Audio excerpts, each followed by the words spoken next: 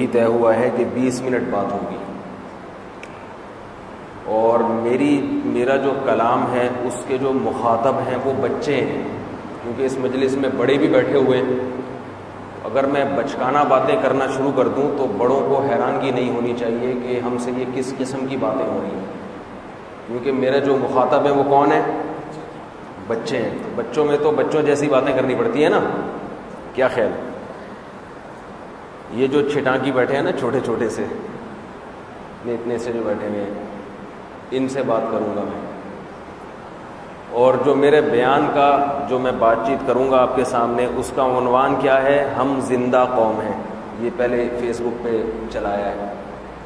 تو سب سے پہلے تو بچے جو ہے اپنے منہ پہ ہاتھ رکھ کے سانس چیک کریں، آ رہا ہے کہ نہیں آ رہا، سب کریں، شاباش۔ سانس آ رہا ہے تو یہ اس کی علامت ہے کہ ہم زندہ قوم۔ کیا خیال ہے؟ کیونکہ سانس مردوں کو آتا ہے۔ ایک بچہ میرے پاس، بچہ بھی میرا ہی تھا چھوٹا، وہ مجھے آیا کہنے لگا ابو آج میں نے مرے ہوئے انکل دیکھے ہیں۔ وہ کسی کی میت دیکھ کے آ رہا تھا، اسے کیا پتا بیچارے کو میت کیا ہوتی ہے، تو مجھے آگے بتا رہا ہے کہ ابو آج میں نے مرے ہوئے انکل دیکھے ہیں۔ میں نے کہا بیٹا انکل مرے ہوئے نہیں ہوتے، جو مر گئے تو وہ انکل نہیں رہے، وہ میت۔ سب ماشاءاللہ سانس آ رہا ہے نا تو زندہ ہیں۔ تو یہ جو ہم نے کہا نا ہم زندہ قوم ہیں، تو اس کا مطلب یہ نہیں ہے کہ ہمیں سانس آ رہا ہے، یہ تو انڈیا والوں کو بھی آتا ہے، جاپان والوں کو بھی آتا ہے، بلکہ ہمیں تو کم آتا ہے، ان کو زیادہ آتا ہے۔ تو یہ جو ہم کہتے ہیں کہ ہم زندہ قوم ہیں، مطلب یہ ہے کہ ہم ایک ایسی قوم ہیں کہ جس کے وجود کا دنیا کو پتہ چلتا ہے کہ یہ بھی کوئی قوم ہے جو اپنا وجود منواتی ہے۔ اگر کسی محفل میں کوئی مرے ہوئے انکل ہوں تو پتہ چلے گا، کیونکہ وہ نہ بولیں گے، نہ چلیں گے، نہ بات کریں گے، وہ تو پڑے ہوئے ہیں۔ صحیح ہے نا؟ زندہ آدمی کی موجودگی کا پتہ چلتا ہے کہ یہ زندہ ہے، یہ موجود ہے، وہ بولتا ہے، اسے چھینک بھی آ سکتی ہے، اسے کسی چیز کا تقاضا بھی ہو سکتا ہے۔ تو جب ہم کہتے ہیں نا کہ ہم زندہ قوم ہیں، ہم سے مراد پاکستانی، تو اس کا مطلب یہ ہوتا ہے کہ ہمارے اندر ایسی صلاحیتیں ہیں کہ دنیا ہمارے وجود کو مانتی ہے کہ پاکستان بھی دنیا میں کوئی ملک ہے۔ بات آ رہی ہے سمجھ میں؟ ہے بھائی؟ دنیا مانتی ہے۔ دنیا کے بہت سے ممالک، بہت سی قومیں ایسی ہیں جن کا پتہ ہی نہیں کسی ہوں گی، کیونکہ ان میں کوئی الگ سے خصوصیات ہی نہیں۔ ہماری کچھ تو نیگیٹو باتیں بھی ہیں، یہ بھی ایک حقیقت ہے، لیکن بہت ساری ہم میں پازیٹیو مثبت باتیں بھی ہیں جو باقی دنیا کی کسی قوم میں نہیں ملیں گی آپ کو۔ ہم جس ریاست میں رہتے ہیں، جس ملک میں رہتے ہیں،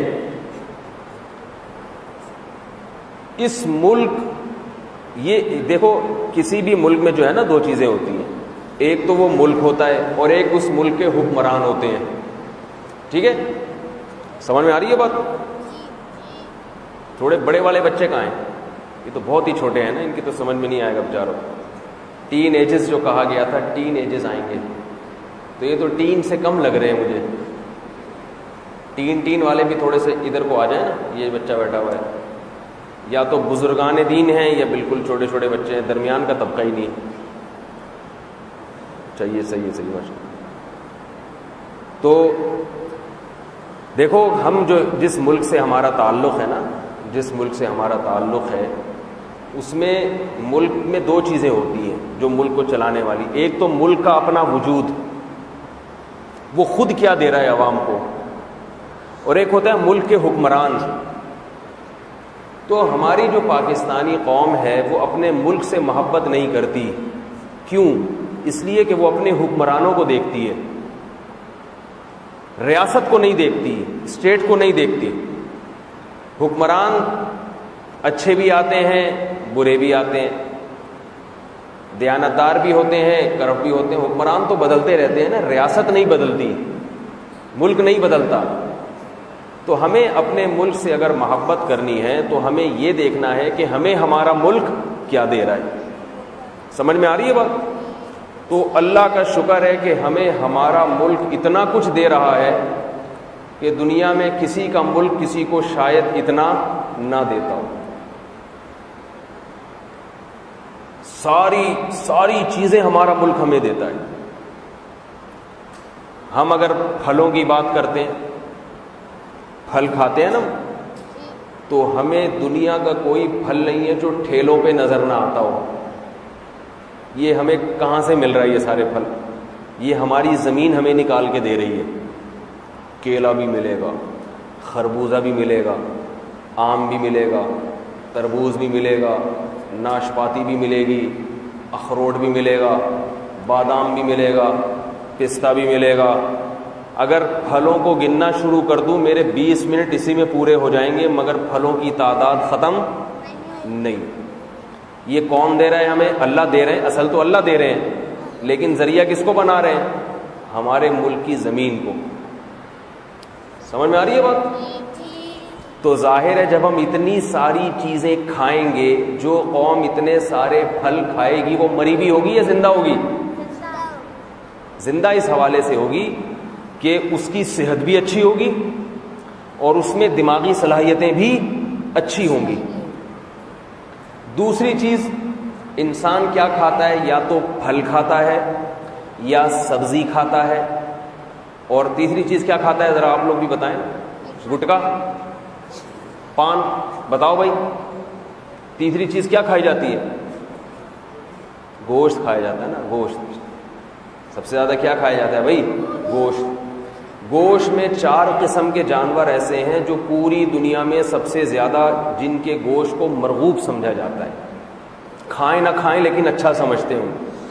اونٹ کا گوشت، گائے کا گوشت، بکرے کا گوشت اور دمبے کا.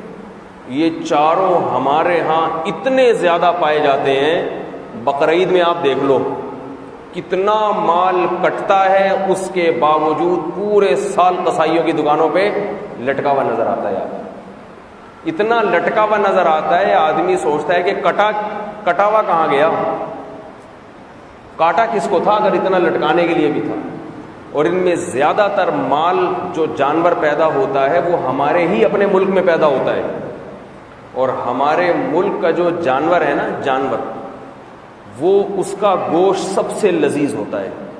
یقین نہ آئے تو آپ باہر ملکوں میں جا کے ان کا فارمنگ کا گوشت ہوتا ہے، دیکھنے میں بڑے بڑے، ان کی بچھیا، ان کے بیل بڑے خوبصورت ہوتے ہیں، بڑے بڑے ہوتے ہیں، مگر ان کا ذائقہ ایسے ہوتا ہے جیسے فارمی مرغی اور دیسی مرغی. دیسی مرغی کتنی مزے کی ہوتی ہے، فارمی میں وہ ذائقہ نہیں ہوتا. تو وہ گوشت ہم کھاتے ہیں. تو سوچ لو کہ جس قوم کا ملک، یہ جو اتنا بہترین جانور کیوں پیدا ہوتا ہے ہمارے ملک میں؟ کیا یہ آسمان سے گرتے ہیں؟ بتاؤ بھائی. یہ بھی اسی مٹی سے بنی ہوئی چیزوں کو انہوں نے کھایا ہے ان جانوروں میں. اس لیے بیل دیکھو، وہ چاند بیل دیکھا ہے آپ لوگوں نے؟ سبی کا اتنا اونچا، وہ چاند بیل جو اتنا اونچا اور اتنا طاقتور ہوتا ہے وہ یہاں کی مٹی کی چیزیں کھا کے ہی ہوتا ہے. اس سے پتہ چلتا ہے کہ اللہ نے ہمارے ملک کی مٹی میں خاص برکت رکھی ہے. جن جن کی سمجھ میں نہیں آ رہا وہ چلے جائیں، جن جن کی سمجھ میں آ رہا ہے وہ بیٹھے رہیں. تو یہ برکت کس میں رکھی ہے اللہ نے؟ مٹی میں. تو اب سوچو کہ جو قوم ان جانوروں کو کھاتی ہوگی اس کے اندر بھی تو یہ آثار آئیں گے کہ نہیں آئیں گے؟ فارمی مرغی جو کھاتا ہے، تو جو گوشت ہم کھاتے ہیں نا وہی گوشت کے آثار ہمارے جسم میں آتے ہیں. فارمی مرغی کھاؤ گے تو مرغی کی طرح موٹے تو ہو جاؤ گے، مگر ایک جگہ سست پڑے رہو گے. آپ دیسی کھاؤ گے تو ایسے موٹے نہیں ہوگے مگر ہوگے چست، بھاگتے دوڑتے نظر آؤ گے آپ. ہم جب دارالفتاء والارشاد میں تھے تو برطانیہ سے ایک گورا جو مسلمان تھے وہ آئے. ماشاءاللہ ان کا بڑا اونچا قد، چوڑا سینہ، ان کا بڑا لہیم شہیم. میری ان سے دوستی ہو گئی تھی. میں نے ان سے کہا ماشاءاللہ آپ کی اللہ نے صحت بہت دی ہے. تو انہوں نے ہمارے جامعہ میں ایک چوکیدار تھے، گارڈ بھی تھے، وہ باڈی گارڈ بھی تھے، پٹھان تھے وہ، ان کو بلایا۔ وہ پٹھان جو تھے نہ تو ان کی طرح لمبے، نہ ان کی طرح چوڑے، نہ ان کی طرح موٹے۔ مجھے کہا کہ تمہارا یہ پٹھان جو ہے نا یہ مجھ سے زیادہ طاقتور ہے۔ میں نے کہا کیسی بات کر رہے ہو بھائی، آپ کی تو ماشاءاللہ ران 6 کلو کی ہے، چانپوں کا تو اللہ ہی بہتر جانتا ہو، اتنی بے تکلفی سے تو بات تو نہیں کی، یہ تو میں آپ سے کر رہا ہوں، یعنی بتانے کو ان کی آپ کی تو پنڈلیاں اتنی چوڑی موٹی موٹی، قد دیکھو، ہڈیاں دیکھو، تو آپ کیسے کمزور اور وہ کیسے طاقتور، وہ تو چھوٹا سا ہے مختصر سے۔ اس نے کہا کشتی کرا کے دیکھ لو، یہ مجھے پٹخ دے گا، میں اس کو نہیں پٹخ سکتا۔ میں نے کہا عجیب بات ہے۔ پھر اس نے مجھے بلایا قریب، اس پٹھان چوکیدار کو بھی بلایا، پھر اس نے اپنی پنڈلی جو ہے نا ایسے دکھائی اور کہا اس پہ ہاتھ لگاؤ، یہاں پہ پنڈلی کے گوشت پہ ہاتھ۔ میں نے گوشت پہ ہاتھ لگایا تو ایسے مکھن کی طرح نرم نرم سا گوشت، اور کہا اس پٹھان کے ذرا لگاؤ ہاتھ۔ پٹھان کے لگایا، کرنٹ لگا بہت زور سے، ٹھیک ہے نا، ایسا تھا کہ پتھر۔ اس نے کہا یہ جسم بنا ہے قدرتی غذائیں کھا کے، اور میرا جو جسم، میری جو گروتھ ہوئی ہے وہ فیڈ، جیسے جانوروں کو فیڈ کھلائی جاتی ہے نا، اس نے کہا ہماری جتنی بھی خوراکیں ہیں ان میں انجیکشن لگایا جاتا ہے یا ان میں کچھ آرٹیفیشل وائٹامنس ملائے جاتے ہیں، اس سے گروتھ ہوتی ہے، مصنوعی گروتھ ہوتی ہے۔ اس نے دیسی گھی پیا ہے اس نے، اور دیسی گندم کھایا ہے اس نے، ہم نے آرٹیفیشل چیزیں کھائی ہیں۔ یہ فرق ہے، دیکھنے میں بہت کچھ، اندر سے خالی۔ تو جسمانی صحت کو اگر دیکھا جائے تو ہمارے ملک نے ہمیں جو ہوا دی، حکمرانوں کی بات نہ کرو، حکمران تو سب چیزیں بیچارے چھیننے میں ہی لگے رہتے ہیں، لیکن اللہ کی قدرت ہے کہ اتنے عجیب عجیب حکمران آئے پھر بھی ہمارے ملک کا دیوالیہ نہیں ہوا۔ دیکھو کسی کا باپ وراثت میں بہت کچھ چھوڑ کے چلا گیا ہو اور ایک بیٹا ساری وراثت کھا جائے پھر بھی اکاؤنٹ میں پیسہ پڑا ہو، لوگ کہتے ہیں باپ نے اتنا چھوڑا ہے کہ اگر کسی نے سب کچھ کھا لیا تو بھی بہت بچ رہا ہے اولاد کے لیے۔ تو یہ کس کا احسان ہوتا ہے؟ باپ کا احسان۔ وہ چھوڑ کر اتنا گیا تھا کہ اگر ڈاکو اس کے مال کو لوٹ لیں، ڈاکو چوری کر لیں، پھر بھی بہت بچتا ہے۔ تو ہمارے ملک کو پتہ نہیں کب سے کون کون لوٹتا آ رہا ہے۔ سابق صدر نے تو کوشش کی تھی پورا تھیلا الٹ کے جھاڑ کے سب کچھ لے جائیں، جب تھیلے کو سیدھا کیا گیا پھر بھی اس میں بہت کچھ ہمیں پڑا ہوا ملا۔ تو یہ کس کا کمال ہے بھائی؟ یہ نعمت ہمیں اللہ نے دی ہے، کس کے ذریعے دی ہے؟ یہ ہمارے ملک کے ذریعے دی ہے۔ آ رہی ہے بات سمجھ میں کہ نہیں آ رہی؟ ملک کی مٹی میں اتنی طاقت ہے، وہ سونا اگلتی ہے، اور وہ اس کی ہوا ایسی ہے۔ ہمارے ملک میں چاروں موسم آتے ہیں، بھرپور طریقے سے آتے ہیں۔ ایسا نہیں ہے کہ سردی ہے تو ڈی فریزر بنے ہوئے ہیں سارے۔ کینیڈا میں آپ جائیں، میرے پاس تو فون آتے ہیں لوگوں کے کینیڈا سے، موسم کیسا ہے؟ کہہ رہے ہیں بہت سردی ہے۔ میں سوچتا ہوں بہت زیادہ ہوگی، جیکٹ پہن کے نکل رہے ہوں گے، موزے اور شوز پہنے ہوئے ہوں گے۔ کتنی ہے بھائی؟ کہہ رہے ہیں کھڑکی سے اگر ہاتھ باہر نکالیں تو ہاتھ کاٹنا پڑے گا، جم جاتا ہے ہاتھ۔ میں نے کہا ہمارے گھر میں ڈی فریزر ہے، اس میں آ کے بیٹھ جاؤ، کینیڈا میں جانے کی کیا ضرورت ہے بھائی؟ ہے بھائی بتاؤ، اس سے کم ٹیمپریچر ڈی فریزر کا ہوتا ہے۔ یہ کوئی ملک ہے بھائی؟ یہ کوئی ملک ہے؟ کسی ملک کی برائی مقصود نہیں ہے، لیکن تقابل تو کرنا پڑے گا نا۔ لوگ کہتے ہیں وہ اتنے اچھے، وہ خاک اچھے، ڈی فریزر میں کسی کی صحت بنے گی؟ ہر وقت ٹھٹرا رہے گا، ہیٹر لگا لگا کے تو چل رہے ہو۔ تمہارے ملک نے تو تمہیں ٹیمپریچر بھی نہیں دیا، ہم تو بغیر ایئر کنڈیشن کے پورا سال گزار دیتے ہیں اور بغیر کسی ہیٹر کے پورا سال گزار دیتے ہیں۔ موسم بھی معتدل، گرمی بھی پڑتی ہے، سردی بھی پڑتی ہے، بہار کا موسم بھی آتا ہے، خزاں کا موسم بھی آتا ہے، بارشیں ہوتی ہیں تو خاندانی بارشیں۔ ابھی پشاور میں 13 گھنٹے بارش ہوئی ہے، بارش سے بھی تو زمین آباد ہوتی ہے، بارشیں بھی آتی ہیں، سارے مزے ہمارے ملک میں اللہ نے ہمیں دیے، موسم بھرپور، اور جغرافیائی لحاظ سے، جغرافیائی لحاظ کسے کہتے ہیں؟ دیکھو آپ کے گھر کی لوکیشن کیا ہے، آپ بہت اچھے ہیں، گھر بہت بڑا ہے آپ کا، مگر نالے کے ساتھ ہے، گندا نالا اس کے ساتھ، کیا فائدہ ایسے بنگلے کا؟ ہر وقت گندے نالے کی بدبو آئے گی کہ نہیں آئے گی؟ مچھر بھی آئیں گے، گٹر لائنیں بھی آئیں گی. تو کسی جگہ کی جو لوکیشن ہے نا کہ وہ ہے کہاں، اس کی بڑی اہمیت ہوتی ہے.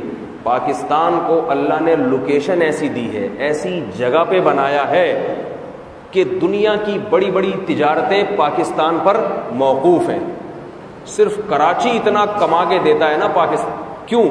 جس شپ نے گزرنا ہوتا ہے کراچی کو ٹچ کرتا ہوا جاتا ہے. تبھی تو کراچی کو توڑنے کی باتیں ہوتی ہیں. جو ملک دشمن عناصر ہے وہ کہتے ہیں کراچی کو الگ صوبہ بنایا جائے. کیا مطلب؟ پہلے صوبہ الگ بنے گا پھر الگ کنٹری بن جائے گا، کیونکہ اسٹیپ بائی اسٹیپ نا، تاکہ یہ پاکستان سے ہٹے اور پھر ہم اپنے قبضے میں لے کر آئیں. سونے کا نوالا.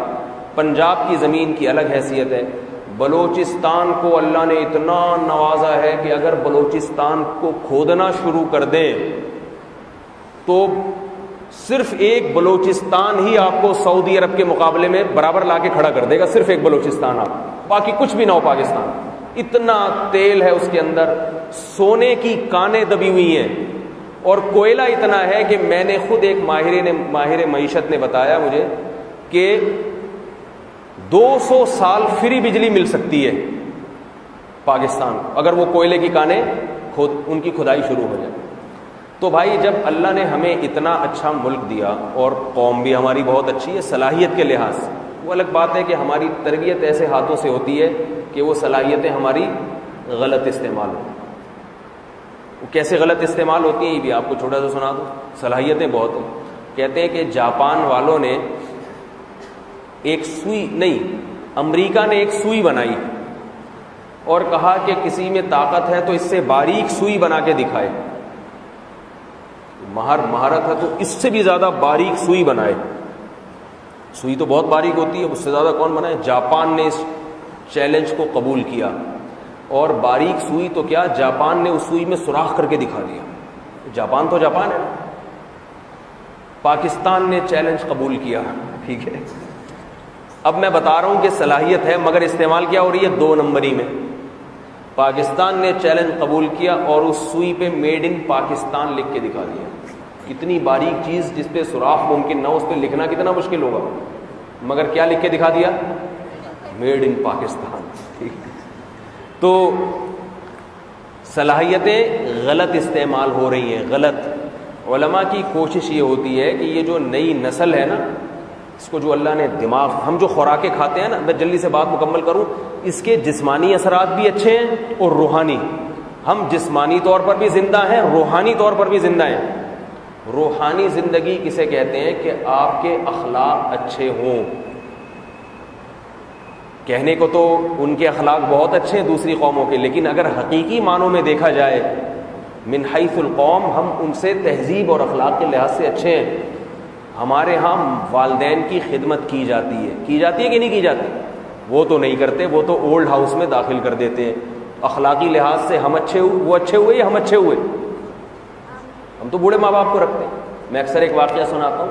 کسی نے کہا کہ وہاں ان ملکوں میں 60 سال سے اوپر جس بزرگ کی عمر ہو جائے، ہسپتال میں ان کے ساتھ بہت اچھا سلوک کیا جاتا ہے، اور پاکستان میں ہسپتالوں میں بوڑھوں کے ساتھ بہت برا سلوک کیا جاتا ہے. وہ اپنے ملک کا موازنہ کر رہے تھے پاکستان کے ساتھ. سمجھ میں آ رہے ہیں؟ بہت آرام سے ٹھہر کے بتا رہا ہوں تاکہ آپ کے دماغ میں اتر جائے. پاکستان میں یہاں کسی ہسپتال میں بوڑھے کو داخل کریں، واپسی کا چانس مشکل ہی ہے. جوان کو داخل کرے تو بوڑھا ہو کے آتا ہے وہ بیچارہ. ایسا ماحول ہوتا ہے وہاں، پان کی پیکیں، چادر ہی نہیں ہے، تبدیلی نہیں ہو رہی چادر، نرس غائب ہے، آئے گی تو ایسی چڑیل سی نرس آئے گی، اسے دیکھ کے آدمی کا ویسے ہی جو ہے انا للہ پڑھنے کو دل کرے. اسے بوڑھوں کی خدمت کے لیے عجیب عجیب حساب کتاب رکھے. یورپ امریکہ میں آپ جائیں، وہاں اگر آپ 60 سال سے اوپر کے ہیں تو آپ کو بہت عزت ملے گی. نرس آپ سے بار بار آپ کے پوچھے گی ایکسکیوز کیا چاہیے آپ کو اور وغیرہ وغیرہ وغیرہ, پیسے بھی نہیں لیتے آپ سے. تو مجھے کہنے لگے دیکھو یہاں بوڑھوں کا احترام وہاں نہیں. میں نے کہا وجہ بات یہ کہ یہ جو نرس ہاسپٹل میں اس بوڑھے کی اتنی خدمت کر رہی ہے, اس سے کہو کہ اب گھر میں اپنے باپ کی بھی کرتی ہے بھائی, گھر میں اپنے بوڑھے باپ کی بھی ایسی خدمت کر رہی ہے؟ جواب نہیں میں ہو. اور یہاں جو نرس اس بوڑھے کے ساتھ بدسلوکی کر رہی ہے ہاسپٹل میں, اس سے پوچھو گھر میں اپنے باپ کے ساتھ بھی ایسی بدسلوکی کرتی ہو؟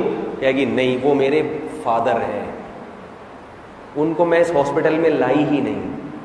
صحیح ہے نا, ان کے لیے میں نے الگ جگہ دی. تو پہلے تو اپنے ماں باپ ہیں, باقی بعد میں وہ جو بوڑھے کے ساتھ اچھا سلوک کیا جا رہا ہے ہاسپٹل میں, اس اچھے سلوک کی تنخواہ مل رہی ہے اس کو, پیسے مل رہے ہیں اس کو. ایئر ہوسٹس جب مسکرا کے بات کرتی ہے جہاز کے مسافروں سے, اس مسکرانے کے پیسے ملتے ہیں. یہ ایئر ہوسٹس کیا اپنے گھر میں اپنے شوہر کے ساتھ, اپنے بھائی کے ساتھ بھی اسی طرح ہر وقت مسکراتی ہے کیا؟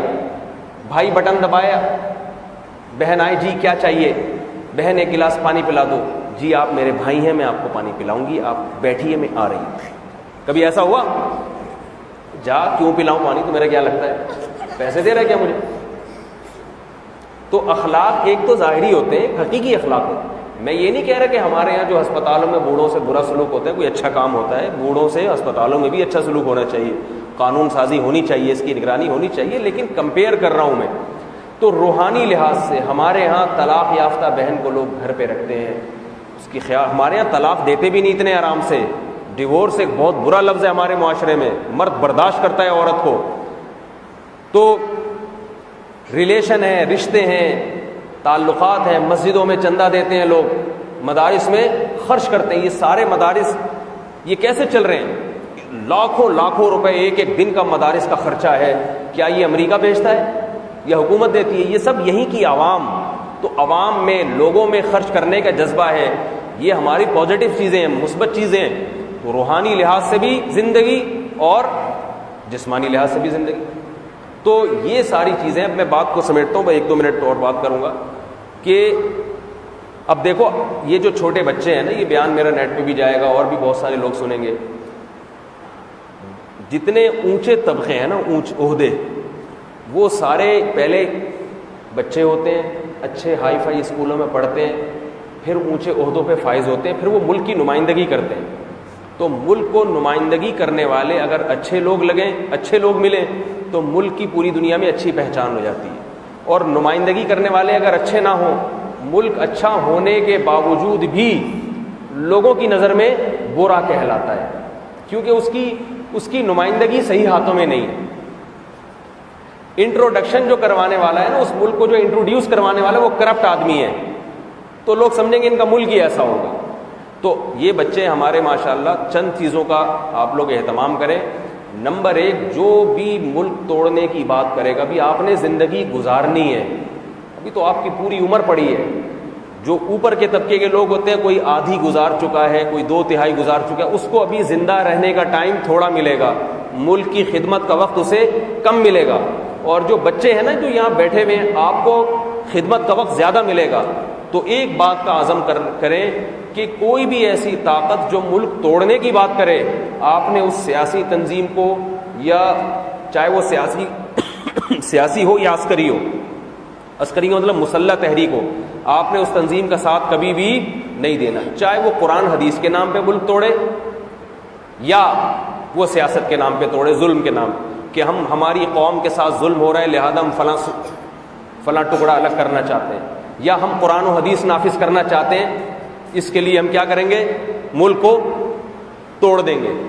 تو یہ سب لیبل اچھے ہوتے ہیں, عنوانات اچھے ہوتے ہیں, لیکن نتائج ان کے بہت ہی بھیانک ہوتے ہیں. بنگلہ دیش ٹوٹ کے الگ ہوا, سیکولر اسٹیٹ بن چکا ہے, بالکل سیکولر ریاست بن چکا ہے. ٹوٹنے کی بات جہاں بھی ہوگی وہاں ملک کا بھی نقصان ہے, عوام کا بھی نقصان ہے. تو ایک عزم کریں ہمیشہ کے لیے جتنے یہاں بیٹھے ہیں کہ کبھی ایسی تنظیم کا اور ایسی قوتوں کا ساتھ نہیں دیں گے جو ملک توڑنے کی بات کریں, چاہے وہ سیاست کے عنوان سے ہو یا دین کے عنوان سے. اور دوسری بات کیا ہے کہ ہمارے ملک کی جو دنیا میں جو سب سے بڑی برائی سمجھی جاتی ہے, وہ ظاہر ہے ملک کی نہیں ہے, وہ تو ایک قصور ہے لوگوں کا کہ وہ نمائندگی صحیح نہیں کرتے. وہ کیا ہے؟ کرپشن. پیسوں کے لین دین میں کلیئر نہیں ہے, صاف نہیں ہے. پاکستانی دنیا میں کہیں بھی چلا جائے نا تو تاجر اس سے تجارت کرتے ہوئے ڈرتا ہے, اس کو یہ ہے کہ یہ دھوکہ دے گا مجھے. میں نے بتایا نا, صلاحیتیں صحیح استعمال ہو جائے تو صحیح ہے, غلط استعمال ہو جائے تو غلط. تو آپ جب بھی دنیا میں تجارت کریں یا کہیں جاب کرتے ہیں آپ, تو ایمانداری جو ہمارے مذہب نے, ہمارے دین نے ہمیں سکھایا ہے, اس ایمانداری کو لازم پکڑیں. گورنمنٹ کی جاب میں جاتے ہیں, ایماندار بن کے دکھائیں آپ, میں رشوت نہیں لیتا. بات آ رہی ہے سمجھ میں؟ میں نہیں لیتا. وہ کہ میں تو لیتا ہوں, آپ لے لیں, میں نہیں لوں گا, میں حلال پہ گزارا کروں گا. اس سے کیا ہوگا؟ جب ایسا طبقہ ہمارا اوپر کے طبقے میں جائے گا, اور تعلیم کی کوشش کریں, اونچے طبقوں میں جانے کی کوشش کریں. لوگ تعلیم کے شعبوں میں آگے نہیں ہے, نوجوان طبقہ وہ سمجھتا ہے کہ ہمیں دین جو ہے نا تعلیم سے منع کرتا ہے. بعض کا ابھی تک یہ خیال ہے کہ اسلام میں انگلش سیکھنا حرام ہے. بھائی انگلش اب ایک بین الاقوامی زبان بن چکی ہے, آپ انگلش سیکھے بغیر ترقی کر ہی نہیں سکتے. یہ حقیقت ہے, زمینی حقیقت ہے, اس کا انکار نہیں کیا جا سکتا. تو دیندار لوگوں کو انگلش ہی نہیں آتی, مجھے بھی نہیں آتی, یہ بھی ایک المیہ ہے, حقیقت. یہ عیب ہے, یہ کوئی کمال نہیں ہے, ایک عیب ہے.